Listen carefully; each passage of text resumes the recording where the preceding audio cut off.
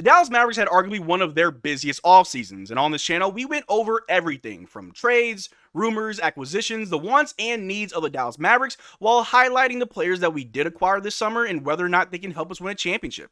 But there's one thing that we really haven't talked about too much, and that's how are some of the players from last season going to adjust to the new roster and for some of them a new role and help us win games, get back to the finals, and win the finals. And there's one player who I think is going to benefit the most from these new roster changes, and that's Dereck Lively. In this video, we're going to take a look at Dereck Lively, how well did he look last year, why I believe that he benefits the most from this new roster, and what can we expect from him in the upcoming season. But how's it going, everybody? My name is Marcel Martin. This is Mavs Digest, bringing the latest news on everything Mavericks related. And before we get started with today's video, I just wanted to give a shout out to the sponsor of today's video, and that is NordVPN. How's it going, everybody? Marcel Martin, Mavs Digest. Are you tired of not being able to watch your favorite sports team, or maybe your favorite movie or show based on where you live and your internet restrictions? Well, sounds like you could use a VPN. Unlock the internet today with NordVPN, your ultimate digital shield. With over 5,000 servers in 60 countries, you can access any content from anywhere in the world.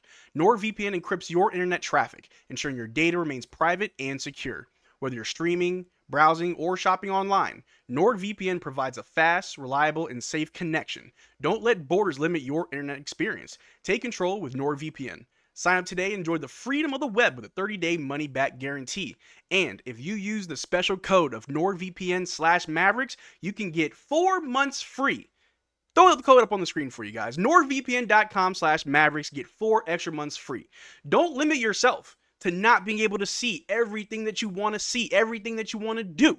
Get a VPN, access all the content that you deserve, and you'll thank me later. Shout out to NordVPN for sponsoring this video.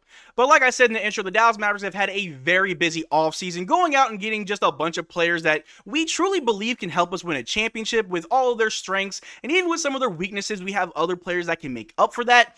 But like I said, I do believe that Dereck Lively benefits the absolute most from this roster, and even though he's going into his second season of the NBA, he's about to be a sophomore, in his rookie year, he really did stand out, and although he wasn't Rookie of the Year, and although there's Chet Holmgren and Victor Wembanyama, I'd argue that for the Dallas Mavericks, Dereck Lively is a gem. He is a godsend. We all know of the past seasons before Dereck Lively, where that center position was just a problem. I mean, we had Boban. We love Boban, but we had Boban. We had Dwight Powell for the longest time. Sometimes it'd be Maxey. We had Moses Brown. We had JaVale McGee, Christian Wood. The list goes on of all the centers who have come and gone that just really couldn't fit what we needed them to do.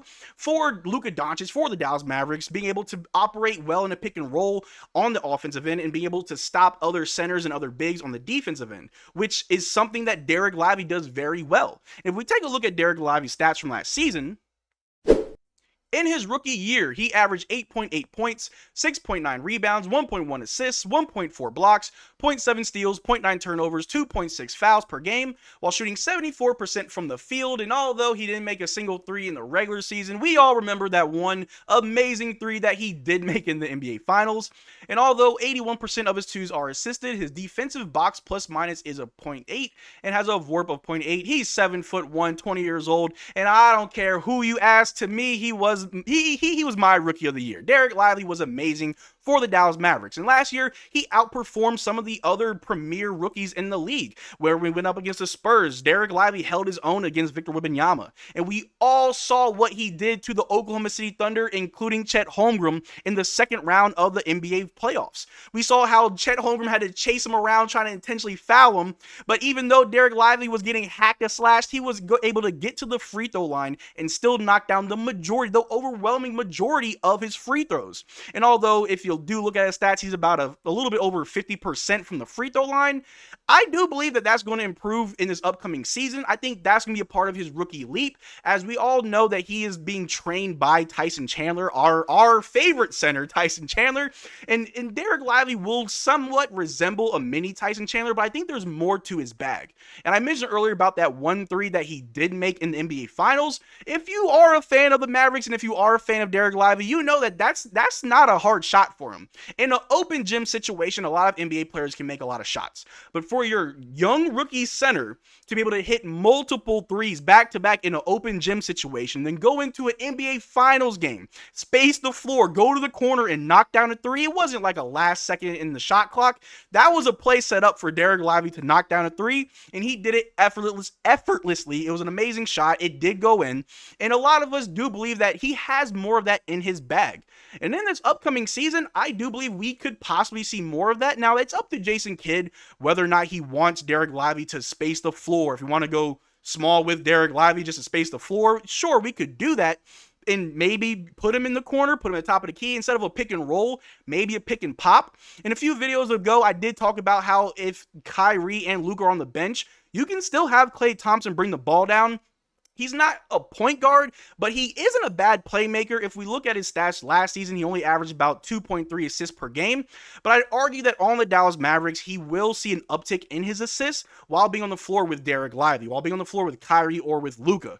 Dereck Lively is going to get a lot of good looks because we have other players that will have the defense gravitate to him. You can't leave Luka open, you can't leave Kyrie open, and you can't leave Klay open. And if you want to put your best three defenders to get those guys, that's cool. We got a pick and roll situation. Dereck Lively, easy to the basket. Those alley-oops are going to come in handy next season, as I know that Dereck Lively's sophomore leap is going to be amazing. But in this new roster, Dereck Lively has an opportunity to possibly play the 4. If Jason Kidd wants to get crazy with it, you could easily put Daniel Gafford at the 5. Put Dereck Lively, a 7'1" at the 4. Jason Kidd's known to go crazy with the lineup, so why not? Obviously, we know that Maxey will most likely be the stretch 5 or the stretch 4 whenever we want to go small, but the possibilities of using Dereck Lively in a similar role isn't that far-fetched. Now, it's just his second season. I don't think there's much call for him to just start shooting a bunch of threes, but in a pick and pop situation where obviously you expect Dereck Lively to roll to the basket for an alley-oop or an easy catch and layup, do a pick and pop where Luka just runs to the basket, passes back to Dereck Lively. He's all alone at the top of the key because many people seeing your 7'1" center are going to dare him to take that shot. And I'm fairly confident that Dereck Lively will be able to hit that shot effortlessly. He's able to do it in the open gym. He's able to do it in the finals game. I think if we just introduce more to his game this upcoming season, we can see a lot of great things. We already know that he can rebound. We already know that he can block. We already know that he can score inside very well, 74% from the floor, where the majority of the shots are layups and dunks. Dereck Lively flourishes in that system. But if we want to add a little bit more to his game as he does develop and grow in the NBA, adding just maybe a 30% from 3 would do wonders for this team. His averages would go up. He'd be a legitimate threat across the league. And I already believe that out of all the young bigs in the league, Dereck Lively is easily top 3. And he could be top 1 if you really want to make that argument. I'm a big fan of Dereck Lively. I love what I saw from him in Duke. And what I saw last year is just a young player who's a sponge, who's able to learn on the fly, learn quick from those around him. Dereck Lively arguably has more help around him than when Luka Doncic was a rookie. Yes, Luka had Dirk, but Dereck Lively has Luka Doncic, Kyrie Irving, and Klay Thompson, as well as being coached by Jason Kidd, all surrounding him. Don't forget Tyson Chandler in the gym with Dereck Lively as well. Dereck Lively has every tool at his disposal to be one of the best bigs in the league. If we take a look here, not only can he be one of the best bigs in the league, he can also have one of the best Lego collections in the league. A lot of people give him some flack online for all the Legos, but I think it's pretty cool. I think it's a cool thing to have hobbies. But if we do seriously continue, if we look at how the playoffs looked as far as his defense, the best defended field goal percent amongst active players in the playoffs, a minimal 100 total defended field goal attempts. At the top, it was Luka Doncic. This was at the time of the finals. It was Luka Doncic at 41.1%. But not that far below at number 4 was Dereck Lively, also at 41.3%. The difference wasn't that much, but he is ahead of Chet Holmgren. He was ahead of Daniel Gafford, Derrick Jones Jr., Miles McBride, Lucas Dort, and Aaron Nesmith. Dereck Lively's defense is something that we should never be able to take for granted because it is amazing. Again, we don't have a center who's just a traffic cone on defense, who doesn't know how to put his hands up, who can't block or get rebounds. We have a young guy who could be one of the biggest threats amongst the bigs in the NBA. And just continuing, Dereck Lively II, the 20-year-old rookie, was a monster in his first career NBA playoffs, where he averaged 7.9 points per game, 7.4 rebounds per game, 1.3 assists, and 1 block per game, while shooting 67% from the floor and was 100% from the three-point line. I challenge anybody to name another big who shot 100% from the three-point line in the NBA playoff run. I'll wait, because Dereck Lively's the only one that's been able to do it, although it's just one attempt. I understand that. But Dereck Lively has a lot of potential. He has a very high ceiling. And although he did average about 8 points and 8 rebounds last season, for his sophomore year, although he does have Klay Thompson in the lineup, although we do have a couple guys off the bench that are going to be very well, the roster does look a little bit different. I think that Dereck Lively can easily average maybe 12 to 15 points a game, easily 12 and 10. I think Dereck Lively could easily average 12 and 10 next season. But I like to see what you guys think in the comment section down below. What do you think that Dereck Lively's stats are going to look like for this upcoming season? I say 12 and 10. Let me know what you guys think. But that's all I got for you guys today. Thanks for making this far into the video. Make sure you check out our Twitter and Discord. Links in the description below. Consider becoming a channel member. We are doing our giveaway this Sunday, and the only way to enter our giveaway is to become a channel member of any tier. But till next time, y'all take care. Peace. Drink water. Peace.